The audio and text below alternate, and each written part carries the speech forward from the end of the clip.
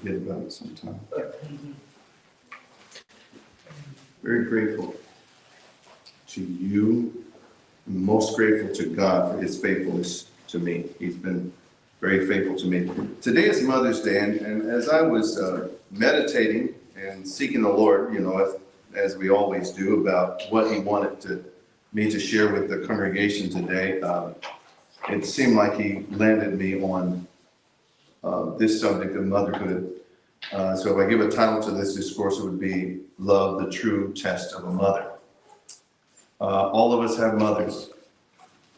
Some of us have the benefit of having wonderful mothers. I happen to have a wonderful mother, had a wonderful mother. And I had a wonderful mother-in-law as well. I don't know that you could have gotten two better women for me than my mother and mother-in-law. Then I had a wife that is a wonderful mother and a wonderful partner for us. And that's something that's really, really great. Now, not everybody can say that. I was talking with someone the other day about marriage. And I was saying, you know, my parents were married until my mother died. And then their parent, my father's parents were married until they died. And my mother's parents were married until they died. So there was this history from generations. Not everybody can say that. And so the reason I'm presenting that to you is because I had talked to one of the guys that was doing the work over here one time. He said to me, the meanest person that I have ever met was my mother. And at the beginning, and what he said is, all of us have been in prison. Everybody in the family has gone to prison.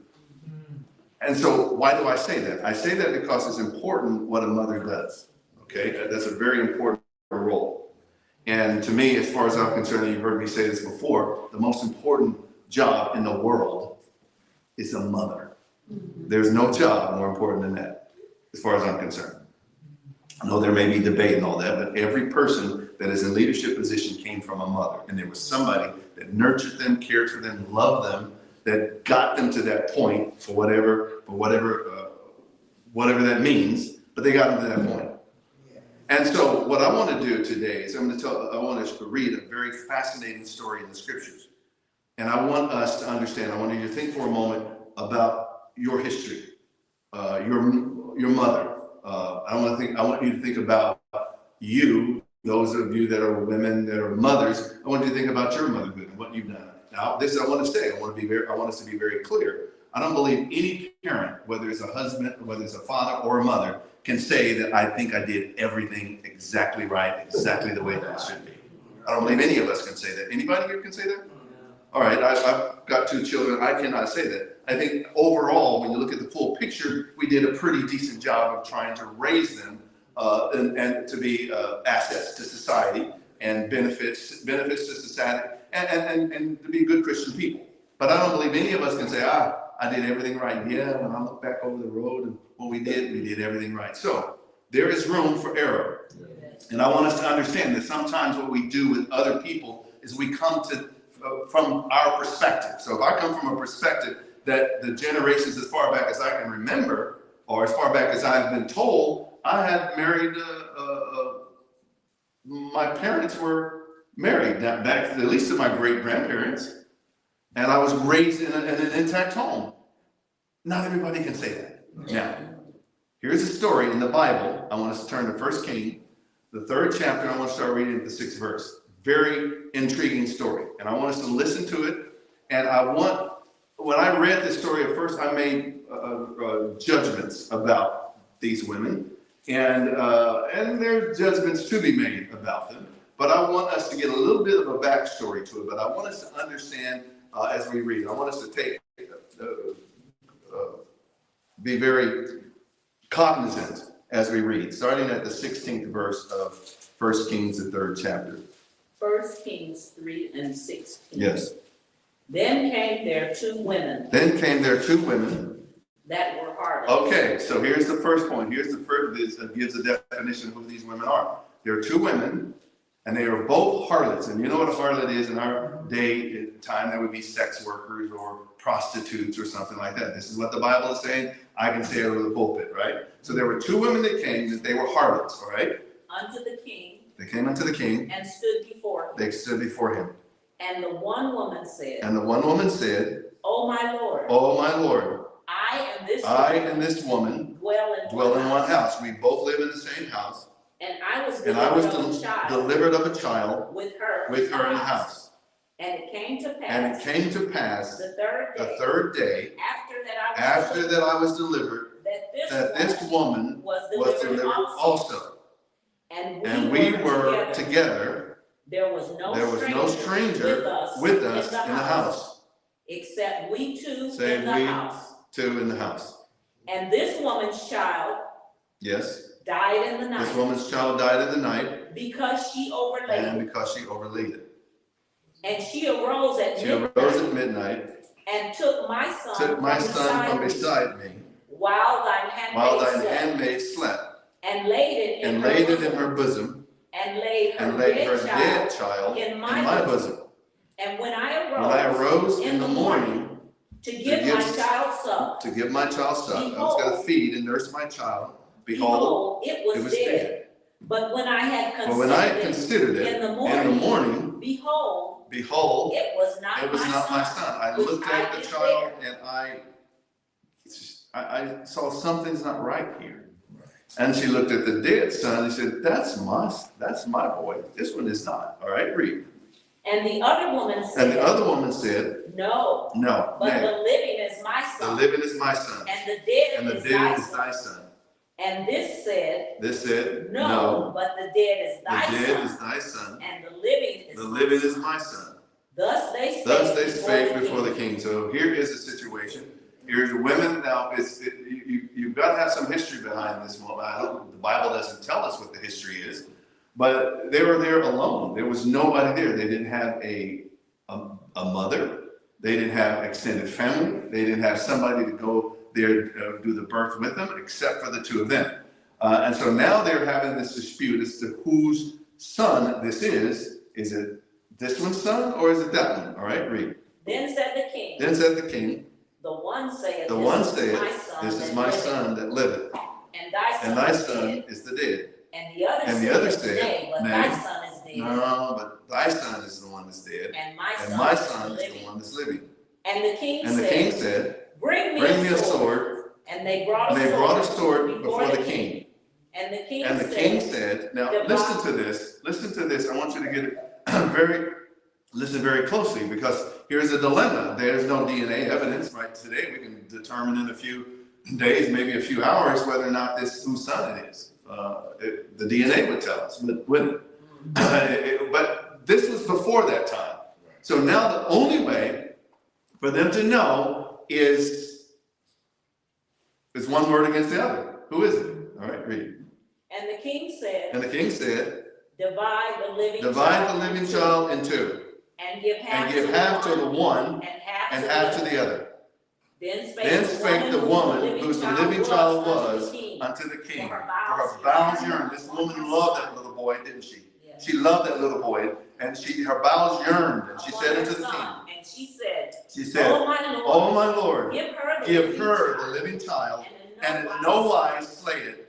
But the other said, let it neither be mine nor thine, but divided. Now you see the difference in between a true mother's love. They said, I don't care, I'll sacrifice my son. You can have it, just don't kill my little boy. All right? This is what she was saying here. And so that's very important. And so what happens next here? Right as the king said. Then the king answered and said, Give her the living child, and in no wise slay it. She is the mother thereof. So you see, here is an interesting point. What we're saying here today is that there is an instinctual love that a mother has for her children. Now, here we were talking about two women that had children, and one did not have the proper instincts. Do we not have that today?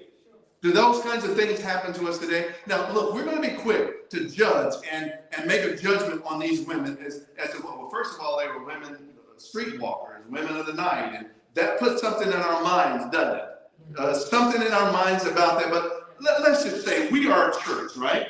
And our responsibility as Christians is to go out and win the lost to Christ, right? That's our job. And so if we had the responsibility of winning these women to the Lord, would we make the same judgment? Now here, where I would come from, I gave you my history. Where I would come from is, hey, what kind of woman is that? I would think, okay, all of my sisters, not all of my family lived the way my parents taught us. Not all of them. I didn't for a space of time. I did what I wanted to do for a space of time. And some things that I'm not very proud of, and things that I shouldn't have done, I did for a space of time. But I come from a history, a Christian heritage, where it goes back for generations. And I can look at individuals from the lens from which I came, right? Here's the lens that I was raised this way, and I come from here. But what if this person, this woman here, now I want us to understand as I minister here, that there are some things that are inexcusable, but they are explainable.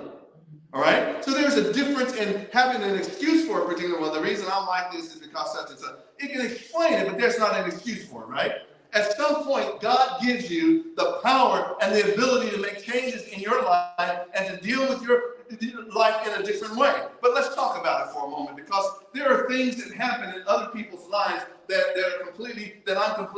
completely foreign to me. The people that are living out on the street that did not get the proper love from their parents, or who doesn't even know who their father is, these women probably, being harlots, did not know who the father of these boys were. Had no idea. They'd been with multiple men, right? Because that was their job. That was how they made a living. But let us, again, I want us to say, yes, it's wrong. It should not be. And I want to make that very clear. I am not justifying it in any kind of way, but what I am saying, if we can understand it, maybe we can help them out. Maybe these women, back in their history, maybe they were abandoned by their mothers. Maybe their mothers were in the same profession that they were. Does that change things a little bit for you? Because most of us, when we began reading this story, which is a fantastic story, it's a tragic but a fantastic story to hear that these women had to live like this for whatever reason. And then we understand that when they began to, that we don't understand, we don't understand the history, the things that brought them to that place. And when we understand the history of the thing that brought them to that place, you know what happens to us? We have compassion on them. We say, you know what, bless her heart, she couldn't do any better. You, being raised the way that you were raised, however that was, the majority of us had good parents, didn't we? The majority of us. We had a mother and a father in the home and all these kinds of things, but maybe she didn't. And because maybe she didn't, now she's the way that she is. Maybe her parents, maybe her mother was the same way that she was, and she was raised, didn't have the affection. She was neglected. She was abandoned. Nobody loved her the way that she needed love. And so what did she do? She ran to men. They'll love me, even if it's just for a few moments. They'll make me feel like a woman, and I do that, and they run after men. I've seen it time after time after time. It may not be that they're doing it for money. People are doing it for money, but people do it. Men that abuse them, men that run around and they're just using them, but they feel love for just a moment of time, right? Lord have mercy. And still, we got to be very careful that we have the compassion that we need, the compassion of a mother. You know why I'm saying this to us today? I know all of us aren't mothers. I am not a mother. I'm a father, right?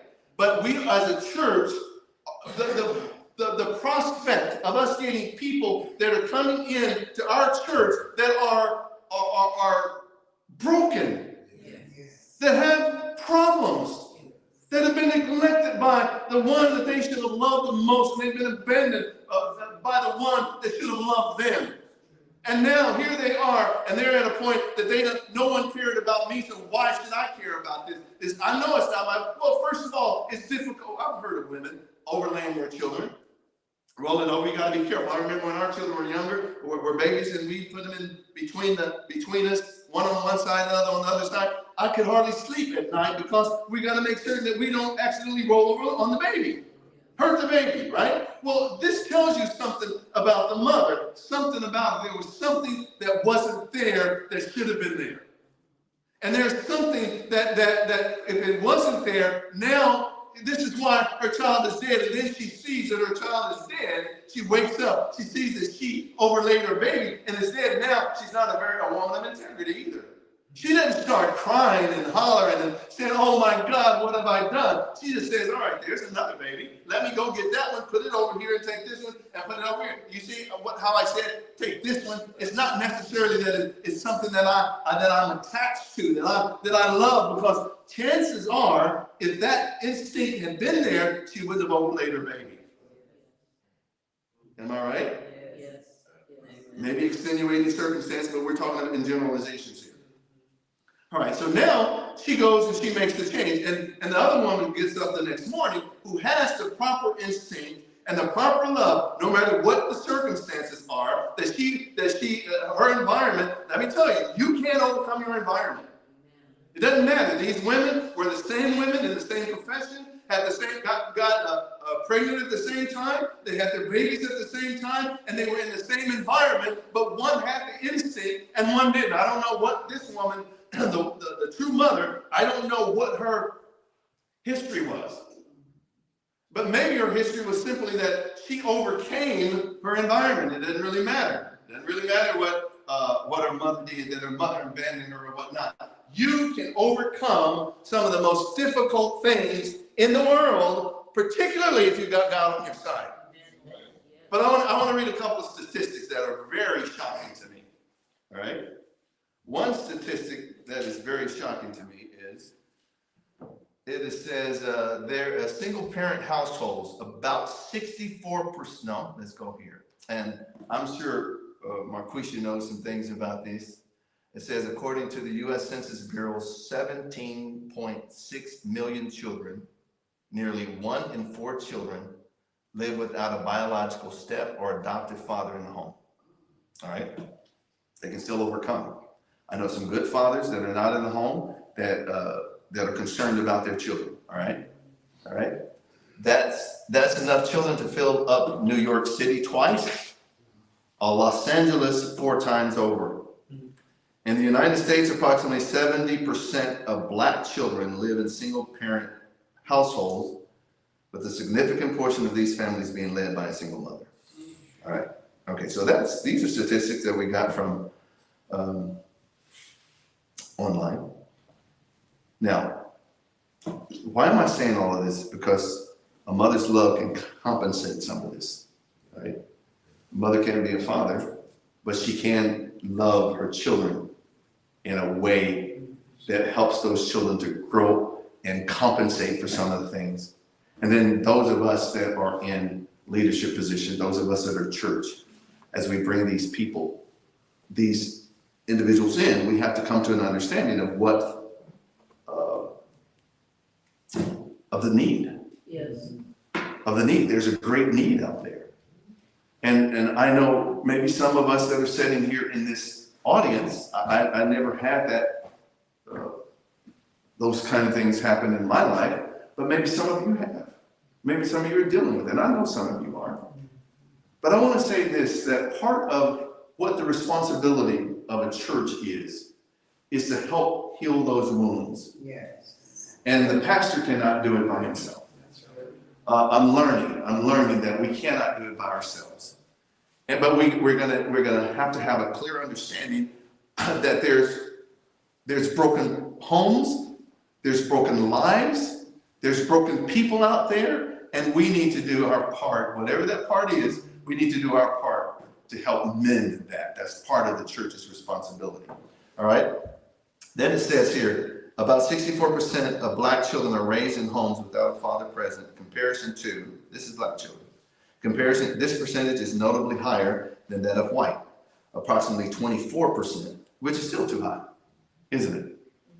All right, 24%, and Hispanics about 42%. Let's put it in context. It says here, factors contributing to this statistic include socioeconomic challenges, systemic issues, and historical context. I think all of that is very important for us to have a clear understanding, because some people, I was having a conversation earlier this week with somebody about it, and I was talking to him about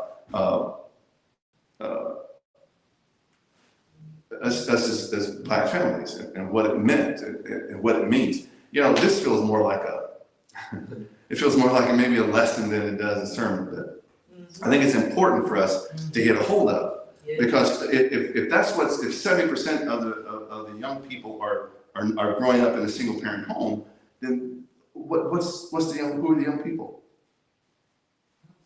They're the future. They're the foundation of what we're going to be dealing with. So what is our job? Our job is to do our part. Number one, what can we do? I don't believe the Lord shows us anything that we can't do something about. Right? No matter how horrific it is, how insurmountable it may seem, it doesn't matter. The Lord gives us some. What do we have? What do we have to be able to deal with? We can pray about it, and we can ask the Lord, Lord, I want to be in a position to help with these situations, whatever they are. The sister was talking about, Lord, open up the understanding of where my ministry is. All of us need to be praying that, Lord, maybe this is part of my ministry. Maybe this is part of what I am going to be doing. It doesn't necessarily have to be within the walls of the church. Maybe it is in the walls of the church. Maybe that's part of it. But we are the church. And you know what our responsibility as the church is? Our responsibility as a church is to go out there and win the lost to them. And when I'm talking about lost, I'm not just talking about people that are in sin. I'm talking about people that don't have direction in their lives. People that don't know what to do. People that are just lost. They just don't know what to do. Lord, have mercy on us. Because ultimately what we have to do, we have to make certain that I am doing what God would have me to do for the next generation. At some point, I'm going to be out of here, right? At some point, I'm old. I've got gray hair. I used to have all black hair. Don't have it anymore, right? I'm not going to be here very much. You know what part of my responsibility is? My responsibility, and part of all of our responsibility, no matter how young you are or how old you are, part of your responsibility is to take the next generation, the little boy here that is about to be sacrificed, that doesn't have some money, that loves them. It is yours to stay in the hand of the sword and to say, give him to me. Lord, help me to do something about this little boy. Help me to make a difference in his life. That's our job. Now, does it have to be a group effort by the church? We're going to get together on Thursday, and all of us are going to get together, and we're going to brainstorm and figure out what we're going to do. No, that person right there needs some help. Pray for him. He needs some help now. He can't wait till Thursday until we get it all together. He needs help now. Lord, have mercy on him. But sometimes just go and wrap your arm around him and say, listen, I love you. There's somebody in the world that loves you. They need to touch. They need the touch of somebody that loves them, just like this woman that was showing forth, one of the most comforting things that I know today is my mother was a little plump, okay? She was a little plump. And you know what I loved to do when I was a child? Just find that right spot and just nuzzle right up there and lay on her bosom. That's what they call it. Lay on her, and there's something comforting about it, isn't it? You can just cuddle up on her bosom and she just patting you. It's just like, oh, is there anything better in the world than this? We need people that are willing to be mothers to people that are out in the world. And you don't have to be, in the context that I'm talking about, you don't have to be a woman to do it. You understand what I'm saying? In the context of what I'm talking about. That just some people need to be loved. Let me tell you something. Let me tell you about, I raised 2 children, right? We raised 2 children.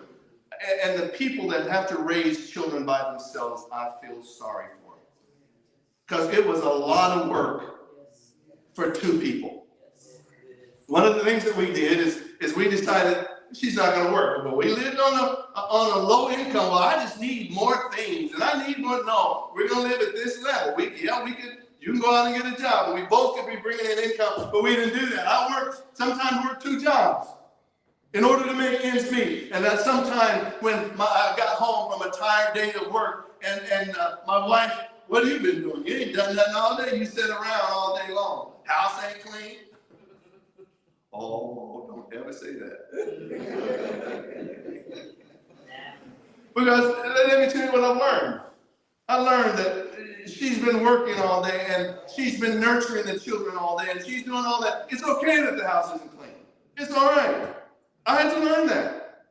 And then when you get home, she's got the baby and he's hollering and a dirty diaper, and she comes and just hands you the baby. Okay, your turn. And then goes on and lays down. And I'm tired. No, that's our job, isn't it? And let me tell you, sometimes spiritually speaking, there are going to be people whose parents, a single mother out here that's trying to raise her son. Sometimes maybe it's just being our best. Hey, let Junior come over and be with me just Saturday. Just a little love, a little man. He's not around his father very much. Let's just give him a little love. That's the mark of a parent. Are we going to get it right every time? No, we're not going to get it right every time. But overall, we'll make an impact. Are y'all with me? Yes. All right. Now, let's go a little farther here. Now, I want to read another scripture. Let's turn to Titus 2, verse 3. Titus 2, verse 3. Have it, read it. Titus 2 and verse 3 yes. says, the aged women. The aged women. So this is given, Paul giving instruction to the aged women. Okay, it says the aged women. Likewise. That they be in behavior. So in other words, we're going to give them some instruction. I want the aged women, here's what I want you to do. All right? As becometh holiness. Okay, first of all, be an example to those that are around you. Yes. As becometh holiness. If it's not something that becomes holiness, don't do it. All right? Not false accusers. Not given too much wine. Teachers of good things.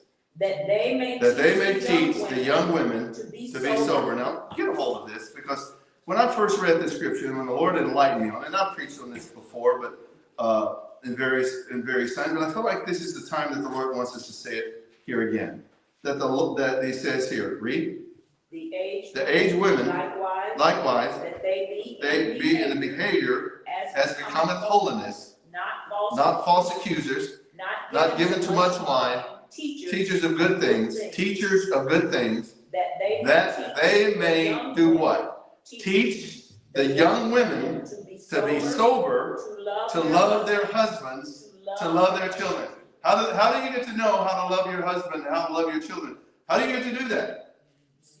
You see it done. Somebody else is doing it. Somebody else is showing you that they love their husband. And let me tell you, not all husbands are easy to love. I've run into a lot of them that I thought, Lord have mercy. I feel sorry for the women. And they're in positions where they have to submit to their husbands and all these kind of things. And the men, and I don't say that you have to be with an abusive spouse. All right? You don't have to be. All right? Because I don't believe the Lord intended for any man to ball up his fist and hit a woman. Or open his hand and hit it, for that matter. I don't believe that there is any place for that. All right? But there is something that you have to teach. And if you haven't been taught it, you can't pass it down. I can't teach you trigonometry. I can teach you 2 plus 2. I know what that is. I can teach you a few multiplication tables and divisions and all those kinds of things. I can do subtraction, but I cannot teach you the far advanced things. My brain just doesn't work that way. Now, I probably could learn it. Once I learn it, then I can teach it to somebody else. But until I learn it, I can't teach it to you, right? I took it just as much math as I needed to get out of that school. And as soon as I got, now, don't take me as an example. This is a horrible example. The pastor is being a horrible example. But I got it just enough to get me out of there. And when I was done with that, I got pretty good grades in all the ones I took. I got at least a B. All right, but I got out of there, and then I forgot everything I learned after the test because I felt like I didn't need it. All right, so this is what people do sometimes. But if you don't know how to love, and it's not been shown to you, and no one has shown you the equation of how to love a complicated situation, then you can't pass it on to somebody else. And there are some things that are complex. There's some things that you are dealing with down in the depths of your being that is causing some of the things that are happening to you. Let me say that. And there are some things that the other person is dealing with that has to be pried out pulled out and they've got deep roots. And when they pull those roots out, then now let's deal with it. Let me heal as a result of what has gone on. Oh, have you seen somebody? I was talking to somebody not too long ago, and this person has had some children by an older man, and it's like, oh, they got daddy issues. That's what we would say, wouldn't we? If you're, see, I'm gonna step on somebody's toes. I don't know anybody's situation, all right? So this is just me saying what I'm saying, but I was talking about somebody else here. And they're in their 30s, and they're going with like a 60-year-old man. Why? Father figure. There's something that they missed. There's something down in the depths of their being that wasn't satisfied by their father. Or you have other things. You have men that go out and beat women. Maybe it's because of what their mother did to them. This guy was telling me that his mother is the meanest person he's ever known. Lord have mercy. And so here's what I'm saying to us, and here's the reason that it needs to be said. I'm saying to us that there are going to be people out there that are like that. There are going to be people out there that you're going to immediately want to judge for what they're doing, and you haven't even learned their history yet. And once you understand their history, and once you understand what they're going through and what they're dealing with, maybe you can get some help. Now, some people don't want help. I've tried to help people, but help is just too hard. To change is just too hard. So what do? They want to twist your arm behind your back and force you to change so they won't have to. You can't do that. Well, why are you still with them? Because she loves him. And what the scripture says about love, it covers a multitude of sins. Well, it's what? Stronger than death. There's love there. And so here, why do you keep putting up with that boy, that hard-headed boy? I put him out on the street a long time ago. She loves that hard-headed boy. And if she abandons him, who's going to help him? He's going to get out on the street. He's going to commit some kind of a crime. So mama keeps letting him come back in the house and keeps putting up with him and begging. Let me tell you the way to do it, mamas. The way to do it is you get down in God yourself and you bring that boy to church. Well, I didn't. I wish I'd have brought him to Sunday school. Well, okay, you didn't bring him to Sunday school. Bring him now. Show him how to do it. All right? So this is what it says. It says for the older women to teach the younger women how to love their husbands and how to love their children. There's some heart. You're just like your father. Have you heard that? You're just like your father. You're hard-headed. You won't do anything, and you want to tell somebody about it. But let me tell you, you got to teach older women. You got to teach them how to do it. Sometimes we're too much on them, or whatever the situation. I don't know what the issue is. I'm not here to try to tell you that, but it says here what I want us to get out of this discourse that I'm saying, or this particular part of the scripture. What I want us to get out of it is love is taught. It really is. There was a study done with some Harlow. Have you ever heard of the Harlow study? It was done with monkeys. And one of the things that they did with the monkeys is they had foam. They made 2 wire monkeys. And they took the baby monkeys away from their mothers. One monkey that had the wire on it was this is highly compressed. It had a bottle for feeding. And then the other monkey had foam and terracotta. It was soft. And the baby monkey that had been taken away from its mother, these are experiments that happened in the 50s, 60s, I think, would cling to the mother, the soft mother. But they weren't caressed, they weren't touched, they weren't loved. They would cling to the soft monkey, and then they would just go over to feed with the wire monkey only, and then come back. All kinds of psychological things happened to those poor monkeys during that experiment. When they were put into population, they didn't know how to interact with other monkeys. Some of them just wouldn't eat. They died. They had abandonment issues. They had just lots of psychological issues. And when another monkey would try to breathe them, it would fight them. It just did not have the kind of what was the word? Socialization. It did not have that because they were abandoned by their mother, and that was taught. So what I want to say is you have to be taught to love. So he said, well, my mother loved me, but there were some things about her that were just, I couldn't handle. That's true. As I said, I think every parent would come back and say, you know what, if you're going to be honest with yourself, you come back and you say, you know what, I did some things wrong. Maybe you need to come back and apologize to your children.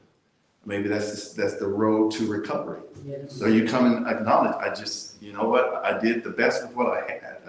I thought this was the way that it was supposed to be done. And I did it that way. And I've come to learn that it wasn't the best thing that I did. And I'm sorry. There's nothing wrong with that.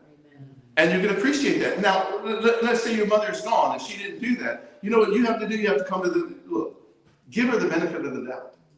She did the best that she could with what she had. Whether you really think she did or not, what can you do about it? Nothing. You can't do anything about it, so what are you going to do? You're going to say, you know, Mom, I forgive you. In your heart, you forgive. And now you say, what is forgiveness? Forgiveness is the beginning of saying, all right, now I can start the healing process. Are y'all with me? Yes. You know, sometimes I get a message and this is not the direction that my outline says go. But it's what the Lord gives me as I'm going. But here's what I want us to say, that there are a lot of people out there like that. Yes. There are a lot of people out there that are hurting. There are a lot of people that are broken. There are a lot of people who heard their mother say, cut him with the sword. Give me half. If I can't have him, you can't either. There's a lot of mothers that are out there like that. And then there's a lot of mothers, and I would like to say that there are far more of these that says, no, I will sacrifice my child so that they can have a happy life. I will make the sacrifice so that my child can have a happy life. I'll do that. Those are the kind of mothers that we want to be. Those are the kind of mothers that the church wants to be. Those are the kind of mothers that I believe probably all of us had. It's the kind of mother that I did the best that I could. If I could do it over, I would do it over, but I can't. Right. Teach the younger women how to love their husbands and how to love their children. Some needs to be taught. But I also say this, that if we realize that there is an issues that we have in our own being, we can look at somebody else and we can make comparisons with somebody else. I think that honesty demands that we say, okay, I can get some help. Yes. Do you understand what I'm saying? Yes. Let me get the help. Once I get the help, then I can help somebody else. Yes. Once I get the help, once I start the healing process in my own relationships, just something's happened to all of us. We had trauma in our lives. Yes. All of us have had trauma in our lives. Yes. All of us have had things happen to us that we wish hadn't happened to us. All of us have had things happen in the past that we can overcome, and I want to say that. We can overcome it with love. So what I want us to be here, what I want all of you to be, is that loving mother that says, wait a minute, no. I'm willing to take, what does the scripture say in Corinthians? It says, love does what? Suffers long, and is kind on suffering. Think it's no evil. So I want us to understand that we are in that place. We are in the place as a church. We're in the place as Christians, that there are people that the foundation of this nation, there are people, and we see it play out. We see it play out in politics. We see it play out in sports. We see it play out in the entertainment world. That there are people that we realize, where is your mama? What did your mother teach you? Have you ever thought that? Yeah. What does Scripture say about that? It says a child left to himself is going to do what? Bring his mother to shame. It doesn't say anything about the father. It says the mother to shame. Because we have a responsibility. You know what the Scripture also talks about? It talks about Jerusalem, which is from above. It says it is the mother of us all. You know what that's talking about? It's talking about us, the church. The Jerusalem, which is from above, is the mother of us all. What does that mean? That means as a church, we have a responsibility to find people to love. And then to love them no matter how stinky they are. What do? We try to change their diapers. They're going to be a pretty good little boy. And sometimes what they need is discipline, don't they? They need somebody to come. I saw a little boy.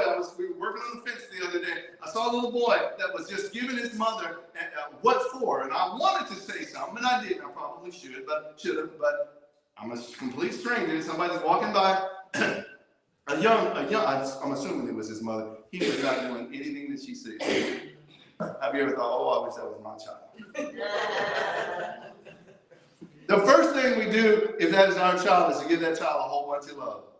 Where there was never a question in his mind as to whether or not he was loved. Let me tell you, when we discipline our children, they like that. That's boundaries. You set boundaries. And let me tell you about it. Also, a good mother is going to discipline her child. What does the Lord say? Whom the Lord what? Loveth, he does what? Take, what does that mean? Give us a whipping.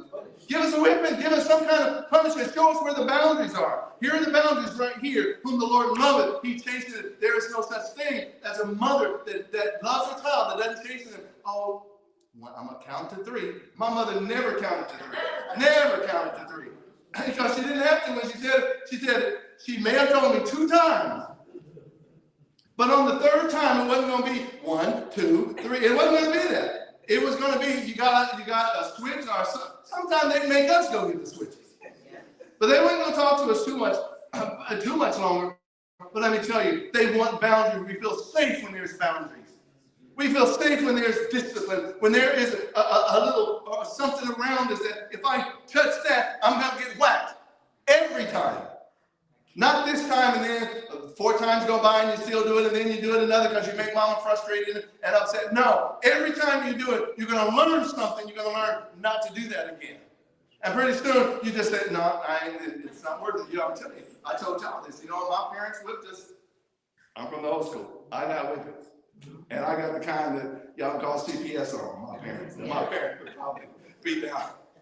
They would have probably been down at the whatever CPS office on several occasions because they had 11 children. They whipped them all. All right? And so, forgot my thought. Yeah, but let me tell you something that it did with me, and I'm gonna bring this to an end. It made me feel safe when I got chastened. And it made me feel loved. There was never a time in my life, no matter how difficult the instruction or the chastening was or the discipline was, no matter how they didn't abuse us. I mean, we didn't walk away with we did walk away with wets, but we didn't walk away with cuts and those kinds of things. But there was never a question as to whether or not they loved us. Ever. So what is the mark of a good mother? To love her children. To love them with all her heart. What is the mark of a good Christian? The mark of a good Christian is praying today is to love the Lord. Even when the Lord whips it. I heard some preacher say this before. He said, you know how to get out of a good, how to make the whippings that you get not hurt so bad. Now, I don't know. Nowadays, I think y'all still whip children. Who's got children? We still whip them. Most of your children all are grown here. But you know what I heard a preacher say one time? The closer you get to the strap, the less painful it is. Have you ever noticed how when you got whippings, they held your hand and made you be way over here, and they were whipping you from here when they get a good leverage on it. And then when you go close to them, they can't get the leverage. I'll tell you, really, they can't get the leverage. And they just look you right there, and then they step away, and you come right back in. And you just grab them around the leg, mama, I love you. And they can't get the leverage. I believe it's the same way with the Lord. When the Lord is chastening you, I think one of the things that we do is we run right smack, grab him around the legs, and the chastening, he can't get you. Lord help us. So, may the Lord help us. I believe that I have other scriptures, and as I said, it didn't go nearly the direction that it was supposed to go initially when I had it in my mind, but I think you got the point. Yes. That the Lord wants us to be the mother to a lost and a dying world, where there are children out there, there are families out there, there are people that we're making judgments about that we should stop for a moment and say, okay, what's their history? Why is she like this? I don't know, sometimes it's difficult for me to do it because I am judging them from the lens from which I came, which I was raised. Whereas if I judged them from another lens, I'm not making excuses for them.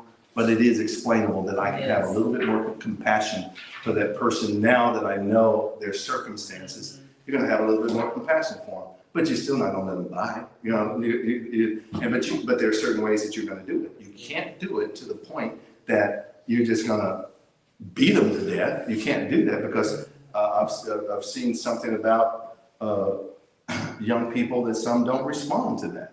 That's what they've had all down through the years. They expect you to do that. They expect you, and they threaten you, and they get in your face when you do it. But let me tell you what happens. Everybody responds to love. Yeah. They don't know what to do with it at first. But then if you have that person that's coming at you at a certain way and they're expecting you to get all in their face and hate on them and all that kind of thing, and you come with them with something completely different than that, it throws them off. And so what the Lord wants us to do is he wants us to come through with love and compassion and understand why she rolled over on her child and why she did this. Are we excusing it? No, we're not excusing it. But we understand it now. We understand that from her history, she had issues, that this was what was done to her. This is all she learned. She didn't learn how to love a child. She didn't know. She's never been loved. She's running around wanting men to love her. And she's having certain issues with men and just one after another. I've seen people like that. I've had people in my family like that. I tell one story, then I remember, I probably told you this before. I had a niece that was with an abusive man. And I had a sister that was really plain spoken. And we tried to get this niece away from this guy. And she would just go from one bad guy to another. So this one that she got, pardon me if I told you the story, my sister walked up and she said, all right, look, she got 2 dresses. She said, okay, you see these dresses? She held them out, black dress, no black dress. She said, which one of these you want me to wear at your funeral? And the niece goes, what are you talking about? She said, because if you stay with that man, he is going to kill you. So which one of these do you want me to wear to your funeral? You know what? That spoke to her. You know what she did? She left that man. And you know the next woman that he got with? He killed her. You see that? Now she broke the cycle because she had people there that loved her. People there that was very plain spoken and told her and all of this. She had that. She had that. Now the next girl didn't have that perhaps. But let me tell you, maybe we can save a few people's lives. Maybe we could save a little boy from the sword of being divided simply because we cry out at the last moment and we say, no, let's not do that. Let's do this instead. May the Lord help us. That's what this church is all about. Yeah, we're just a few in number, but this is what the church is all about, that we love the people that walk through those doors. We don't know their history. They're not going to be like us. They're not going to look like us. They're not going to smell like us. They're not going to have all the wonderful things that we've had. Maybe they won't. Maybe they will. But I can't look for a duplicate of me. I can't look for a duplicate. And those are the people that we want to come into our church. People that are duplicates of me, whose history, because there are hardly any out there. When I tell people that I've been married for almost 41 years, it shocks a lot of people. So there's probably not going to be a lot of people. There's going to be people with broken lives. Those are the ones that we want. Now, Lord, help us, equip us to be able to bear their burdens, to be able to help them out, to be able to go to the next level. Lord, help us to do that. That's our job. That's the job of, on this corner of 63rd and 21st Avenue, 63rd Street and 21st Avenue. That's our job. There are people out there that need us. There are people out there that need the love of a mother, and we're the only ones that's going to give it to them. May the Lord help us to find it. Pray for me. 253. Thank you for, I know it went a little long today, but thank you. 253. 253. Let us sing that. That's what I was going to say. Oh, wonderful.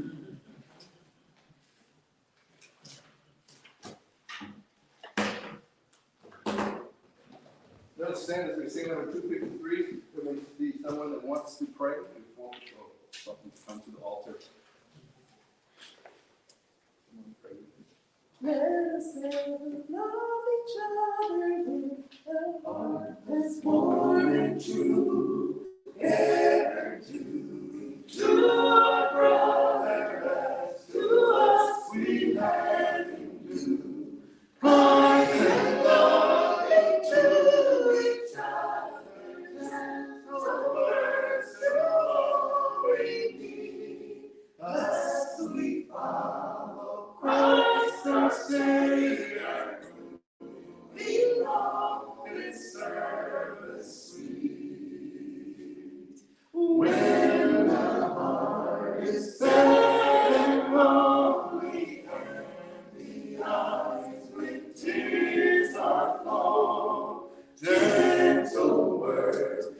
deeds of kindness fall like sunbeams on the snow.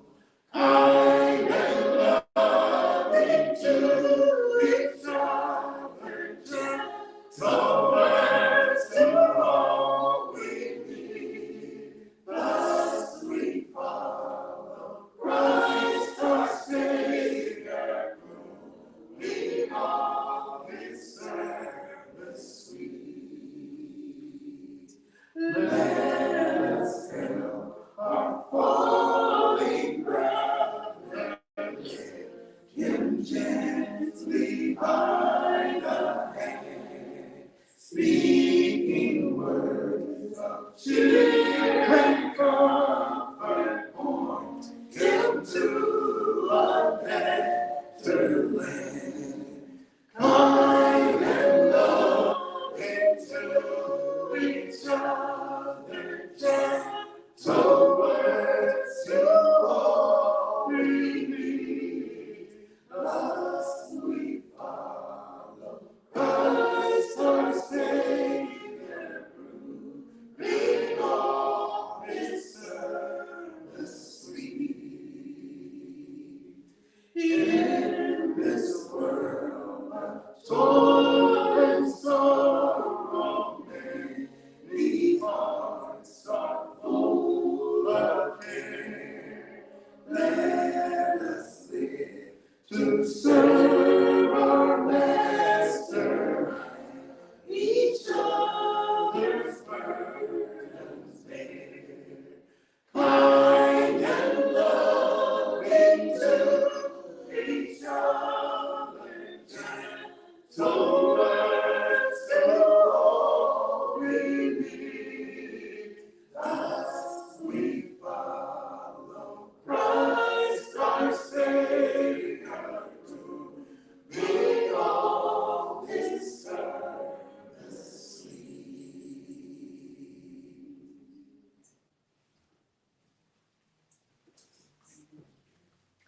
Verse number 4. In this world.